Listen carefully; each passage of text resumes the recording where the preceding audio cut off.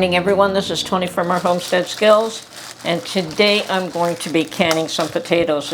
Once again, it's been quite a while since I canned potatoes, but I'm down to my last jar, so it's definitely time. And I've got a couple of bags here, and these are both bags of russet potatoes, so we'll see how many we can get done today. Perhaps all of them.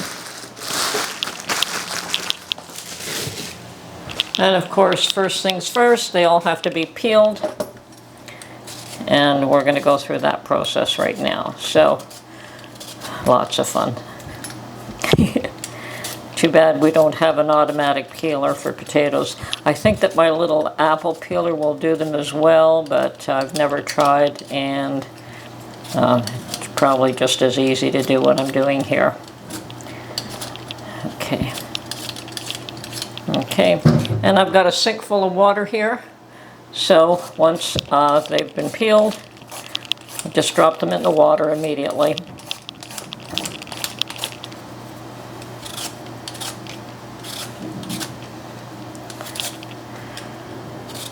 Okay, this step is pretty boring, so I will just continue along, and I'll get back to you after I have this batch done.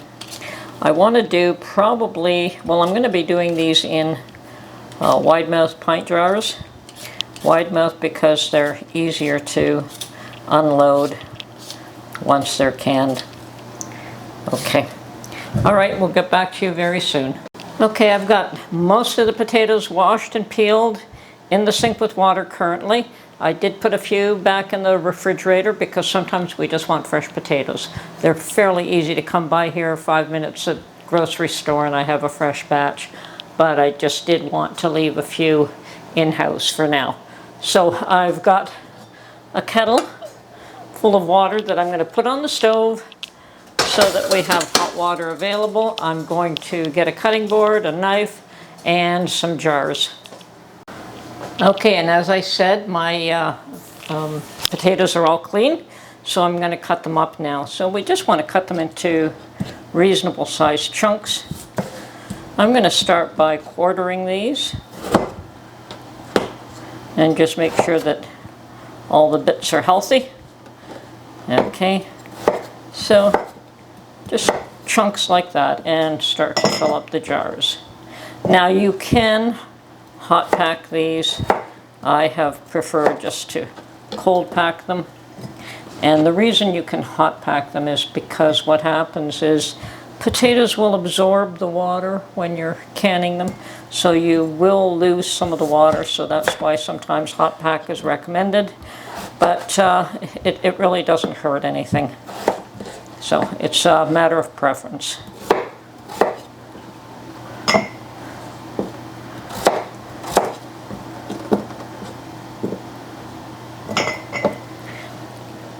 And I can pour a bit of hot water in that, and that will make it settle down a bit as well. So I've got 2, 4, 6, 8. Yep, 8 jars to begin with. So let's see how many we can fill up today. And I think I only have one potato that's got a spot that I may have to cut out. So I'll just keep my eye out for that one.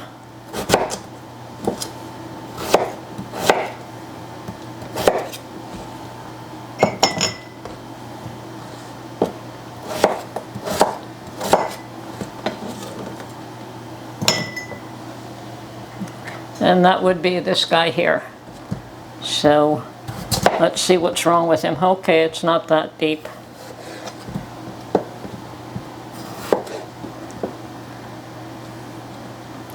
And you do want to remove any blemishes.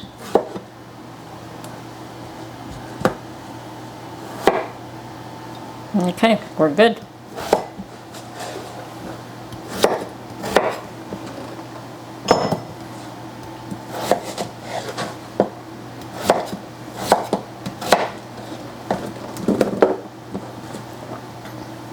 Now you could turn these into mashed potatoes. Mark tends to like to make home fries.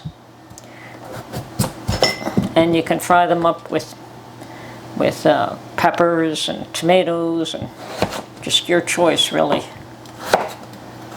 I just try to make these as uniform size as possible.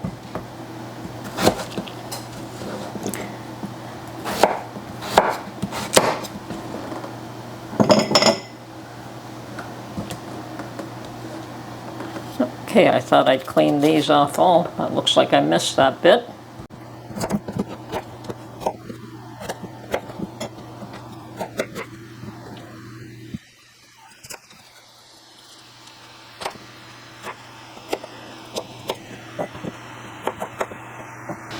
We should be able to fill up all these jars. I may have to get one more.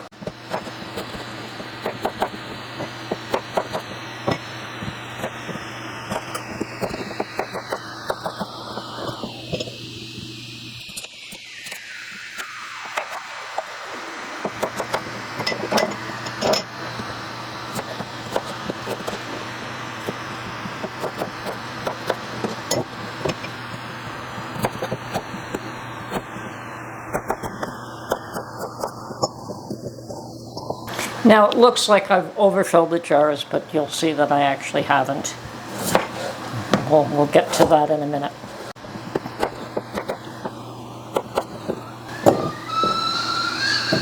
Okay, and my kettle's boiling.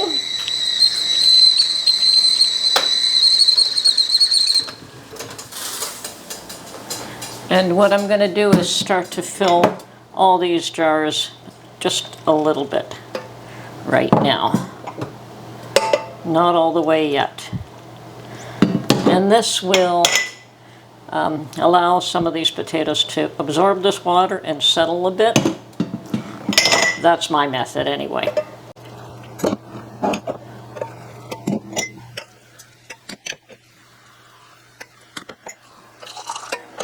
And I'm going to refill this kettle because we will be needing more water. It's not bad, might last, but just add a bit more.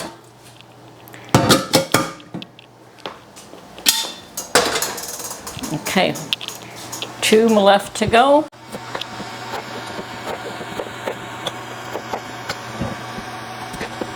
And we have 1 bad potato. So I'm not even going to bother with that one. So at this point,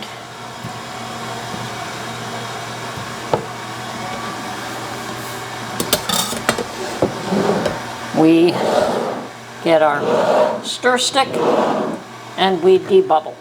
Very important with potatoes.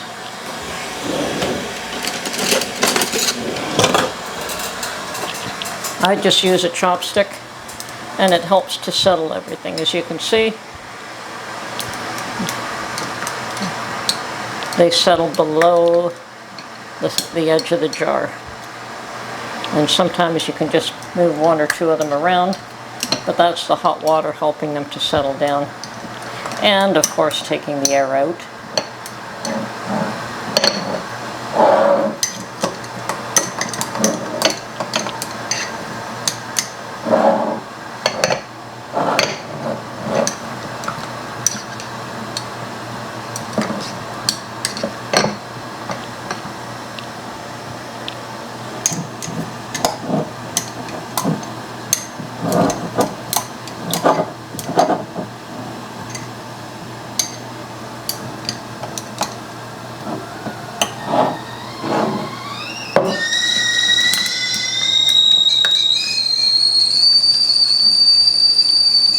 See, none of them are really overloaded at this point. Okay.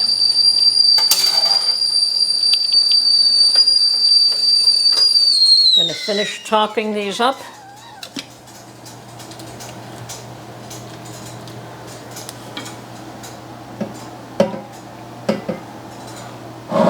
And we will stir them once more after that. This one's fine.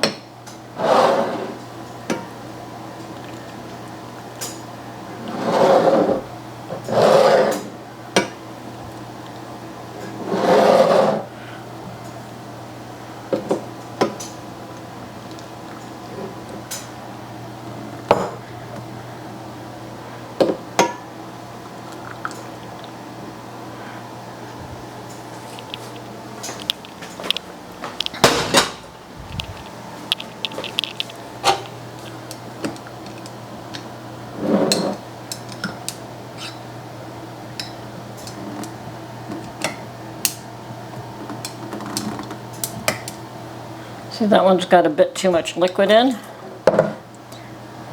You want to leave an inch headspace here.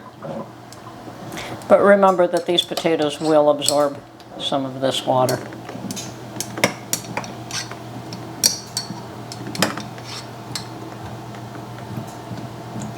And this size jar is adequate for Mark and I.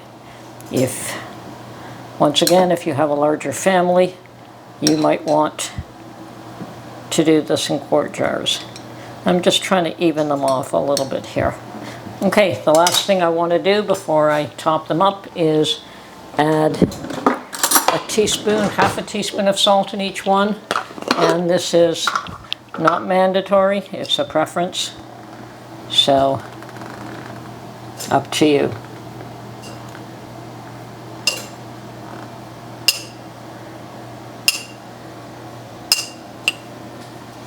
Done. Okay, now that that work has been done, I'm going to just put these aside for a second, get lids and rings and get my canner going, and then I'll get right back to you. Okay, I've got my lids soaking in some warm water, hot water actually. I've got my rings all in a pile there that I can choose from, and I'm going to put some vinegar in a little bowl here.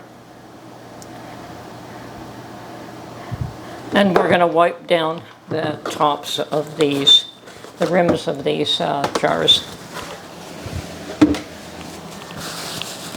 Now there shouldn't be any food residue on the tops, but this is, you know, there could be particles of anything there. And I've got my little magnetic lifter here. So I just grab one lid, grab a ring, and snug. I'm going to do a couple at a time. Now see, I noticed a little particle there. Maybe I picked that up with the paper towel. So let's move that over.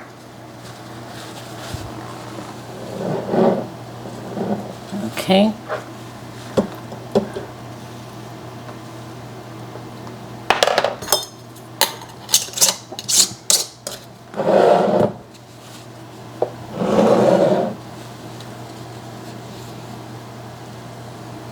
And it is the top rim of the jar that you want to clean off.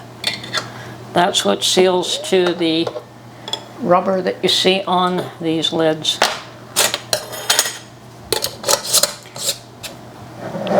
Now I've also got my canner on the stove, and I've got 3 quarts, well just over 3 quarts of water. I always put a tad more. So 3 quarts of water on, and it is set to boil. So these are hot, so I do want that water to be hot as well.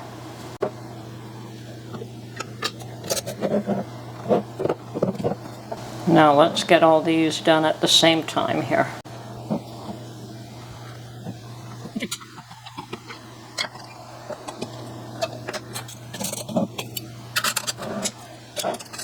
Okay, that process is finished, completed. Okay, so I have my canner on the stove with the required amount of water in it. The jars are in there. I have a 10-pound pressure gauge sitting on here. I'm waiting for this to come up to temperature and for the airlock to pop. Once the airlock pops, then I look at the gauge, and we're looking for 10 to 11 pounds pressure on the gauge. Gauges are not absolute, but they're close enough to give you an idea. And this starts to rock back and forth, and then you know that you're set and you start the timer. And for pints, I believe it's 35 minutes. I should go check that, but I believe 35 minutes for pints and 40 minutes for quarts. And this is if you are at 1,000 feet above sea level altitude. So if your altitude is different than that, then you have to adjust for that. All right, here we are. I've got the little, that's locked really good. It's not dropping at all. I'm over 10 pounds pressure for that in the gauge. This thing is hopping around. I'm going to turn the temperature down just a tad, and I'm going to set the timer for 35 minutes.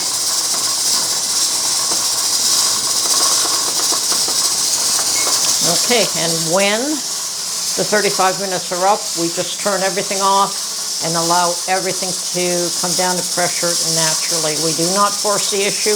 We leave the little jiggler on, because if you were to remove it, all the pressure would release quickly, and that could damage the contents inside. So I have turned down the temperature just a tad to bring the pressure down just a tiny bit, but this is jiggling nicely, so we're doing good here.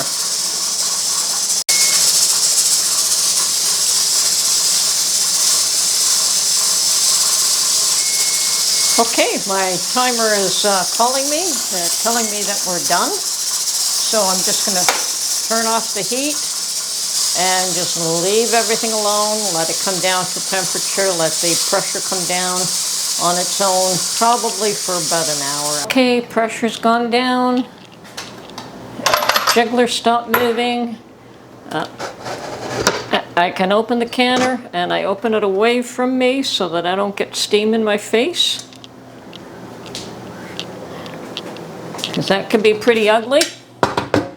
And let's get our jar lifter and see how we're doing here. So we can take these out and let them continue to cool off. They're still very hot here.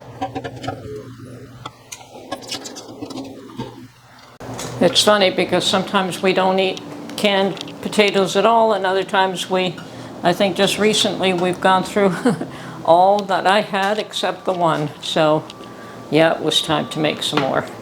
Okay, I've got 3 left in this canner. Everything looks good. Now just waiting for everything to cool down and seal, and then I can take all the rims off. So meanwhile, I'm going to wash my canner and put it away. So I'm done except for taking the rings off, dating those, and labeling them. I know they're potatoes, but they probably should still be labeled and at least dated. Okay, this is Tony from our Homestead Skills. Hope you found this video useful and gives you a little bit of indication of how I go about canning. And yes, they're popping nicely now, which means they're sealing.